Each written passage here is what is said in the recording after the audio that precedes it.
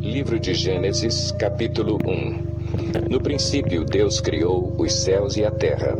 Era a terra sem forma e vazia, trevas cobriam a face do abismo e o Espírito de Deus se movia sobre a face das águas. Disse Deus: haja luz, e houve luz. Deus viu que a luz era boa e separou a luz das trevas. Deus chamou a luz dia e às trevas chamou noite.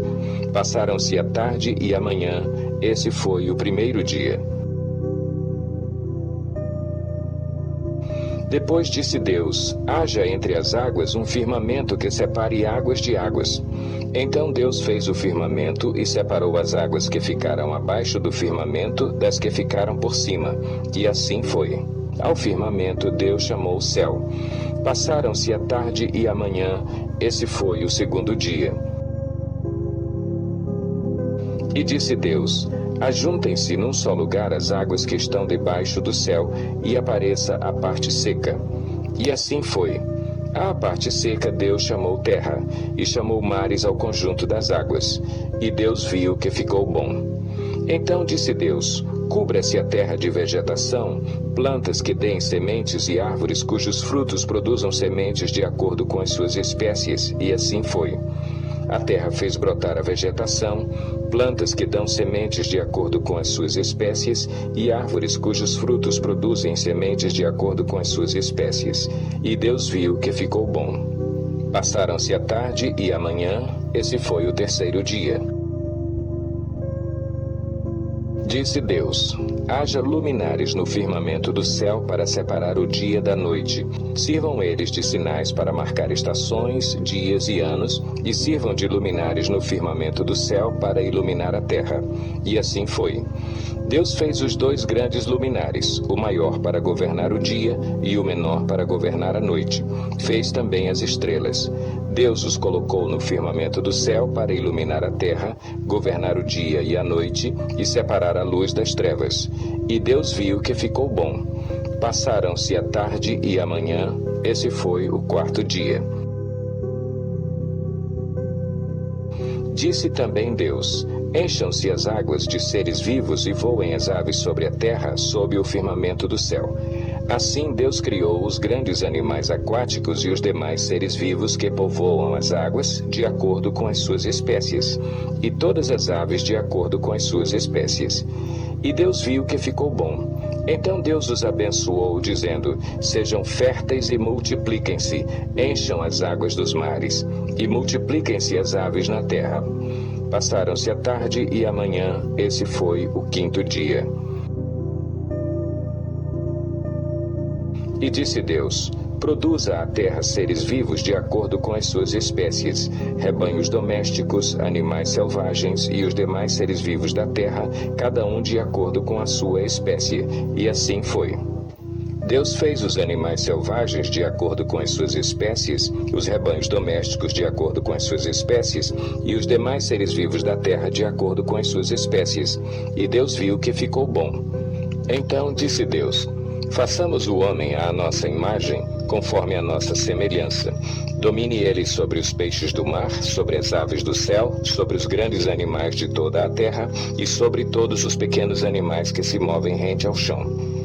Criou Deus o homem à sua imagem. À imagem de Deus o criou. Homem e mulher os criou.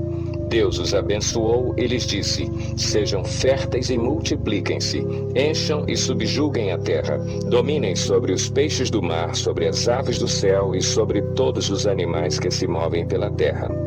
Disse Deus: eis que lhes dou todas as plantas que nascem em toda a terra e produzem sementes, e todas as árvores que dão frutos com sementes. Elas servirão de alimento para vocês. E dou todos os vegetais como alimento a tudo o que tem fôlego de vida, a todos os grandes animais da terra, a todas as aves do céu e a todas as criaturas que se movem rente ao chão. E assim foi. E Deus viu tudo o que havia feito, e tudo havia ficado muito bom. Passaram-se a tarde e a manhã. Esse foi o sexto dia. Gênesis 2. Assim foram concluídos os céus e a terra e tudo o que neles há. No sétimo dia Deus já havia concluído a obra que realizara, e nesse dia descansou. Abençoou Deus o sétimo dia e o santificou, porque nele descansou de toda a obra que realizara na criação. Esta é a história das origens dos céus e da terra no tempo em que foram criados. Quando o Senhor Deus fez a terra e os céus, ainda não tinha brotado nenhum arbusto no campo, e nenhuma planta havia germinado, porque o Senhor Deus ainda não tinha feito chover sobre a terra, e também não havia homem para cultivar o solo. Todavia, brotava a água da terra e irrigava toda a superfície do solo. Então o Senhor Deus formou o homem do pó da terra e soprou em suas narinas o fôlego de vida, e o homem se tornou um ser vivente. Ora, o Senhor Deus tinha plantado um jardim no Éden para os lados do leste, e ali colocou o homem que formara. Então o Senhor Deus fez nascer do solo todo tipo de árvores agradáveis aos olhos e boas para alimento.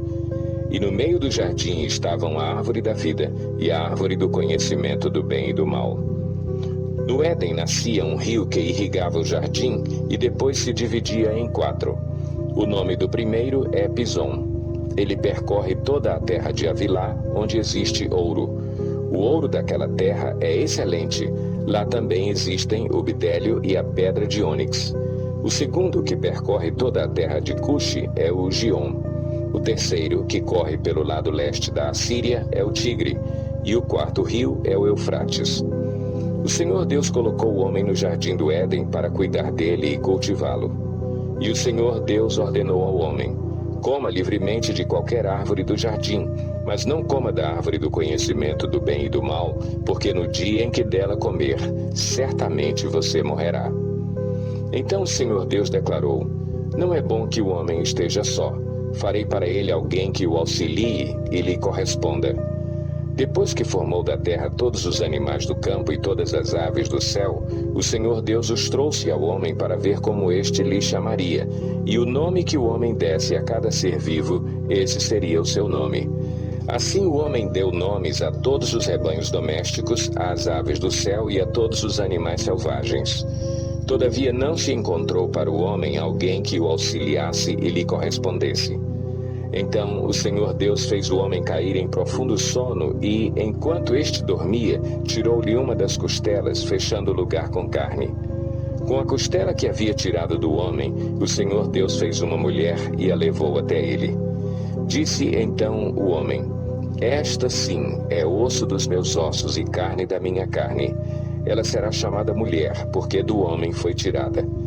Por essa razão, o homem deixará pai e mãe e se unirá à sua mulher, e eles se tornarão uma só carne.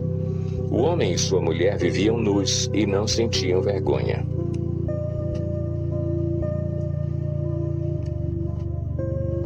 Gênesis 3.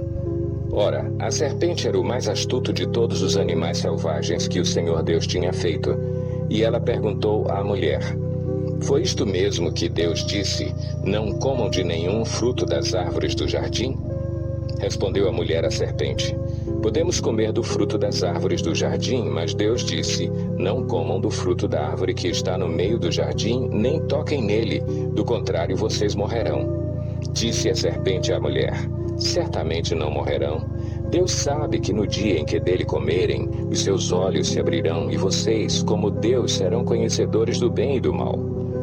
Quando a mulher viu que a árvore parecia agradável ao paladar, era atraente aos olhos e, além disso, desejável para dela se obter discernimento, tomou do seu fruto, comeu-o e o deu a seu marido, que comeu também.